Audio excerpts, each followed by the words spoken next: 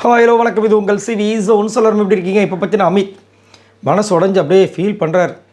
Sandra கிட்ட சொல்கிறாரு.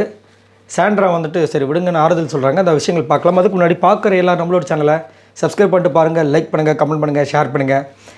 நிறைய பேர் நல்லா சப்போர்ட் கொடுக்குறீங்க, ரொம்ப நன்றி. அமித் சூப்பரான ஒரு திறமையான ஒரு ஆள், அதை வந்து மாற்றிக்கிறதே கிடையாது. இந்த சீசன் 9 பொறுத்த வரைக்கும் ஒரு தங்கமான மனிதன், மனசு இருக்கிற மனிதன், ஃபேக்கே இல்லாத மனிதன்னா கண்டிப்பாக நான் வந்து நம்ம அமித் தான் சொல்லுவேன். நீங்கள் உங்களுக்கு என்ன தோணுன்னு சொல்லுங்கள். அவர் வந்துட்டு பார்த்திங்கன்னா இன்றைக்கி ஃபஸ்ட்டு ரவுண்டு மாஸை வின் பண்ணது அவர் மட்டும்தான். அவ்வளோ அழகாக சூப்பராக எடுத்துகிட்டு போனார். எல்லாருமே வேந்தாங்க, எப்படிங்க பண்ணிங்க அப்படின்னு. அதுக்கப்புறம் ஆனால் அவரை வச்சே வந்துட்டு கேமெல்லாம் தட்டிட்டு போனாங்க வச்சுக்கோங்களேன். ஆனால் விதை நான் போட்டதுன்ற மாதிரி ஒரு விஷயம். இப்போ 2வது இதுலேயும் தோற்றுட்டாங்க, 3வதுலேயும் தோற்றுட்டாங்க. அவங்க ஃபீல் பண்ணாங்களோ இல்லையோ, 8 செகண்டில் தோற்ற விஜய் பார்வதி அவர்கள் தோக்குறாங்களோ இல்லையோ, அந்த டீம் ஃபுல்லாக இவங்க ஃபீல் பண்ணுறாங்க. முக்கியமாக அமித், ஏன்னா அவருக்கு அவருடைய ஃபேமிலியை கொண்டு வரணும் ரொம்ப ஆசை போல இருக்குது.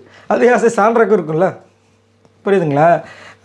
மேபி என்ன நடக்க போகுது தெரியல. சப்போஸ் வின் பண்ணால் அங்கே எங்கே என்ன நடக்க போகுதுன்னு தெரியல. இதில் திவ்யா வேறு இருக்காங்க. திவ்யாவுக்கு யார் வருவாங்கன்னு தெரியல. ஆனால் வீடியோவில் வந்து அவங்களுடைய ஃப்ரெண்டு தான் வந்தாங்க, கிருத்திகா சம்திங் அவங்க இருப்பாங்களா அவங்க. ஸோ என்னன்னு தெரியல. பட் இவங்க வந்துட்டு இந்த மாதிரி இதில் வேறு வினோத் வேறு இருக்கார். வினோத் அவங்க ஃபேமிலியை வந்துட்டு விடுவாரா?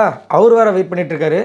என்ன நடக்குமோ தெரியல. பட் இருந்தாலும் இவருக்கு ஒரு டவுட் என்னென்னா, எப்படி 2 நிமிஷத்தை நான் மிஸ் பண்ணேன், ஏதோ கோட்டை விட்டேனே அப்படின்னு ரொம்ப ஃபீல் பண்ணி அந்த அக்கௌண்டபிலிட்டி எடுத்துப்பார்.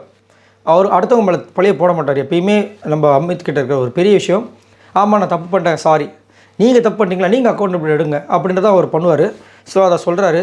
அதை வந்து எப்படி தோற்றுருப்போம் அப்படின்னு யோசிக்கிறாரு. ஒரு நிமிஷத்துக்கு நான் வந்து 2 செகண்ட் எக்ஸ்ட்ரா நடந்திருக்கேன், என் மேலே தான் தப்பு.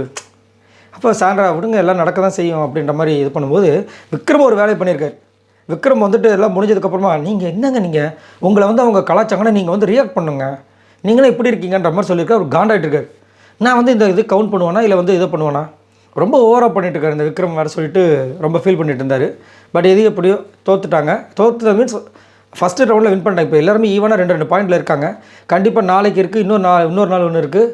இன்னொரு இது மட்டும் இன்றைக்கி வந்து இந்த டாஸ்க்கு, நாளைக்கு வேறு ரவுண்டு இருக்குன்னு சொல்லியிருக்காங்க. பார்க்கலாம் என்ன நடக்குதுன்னு.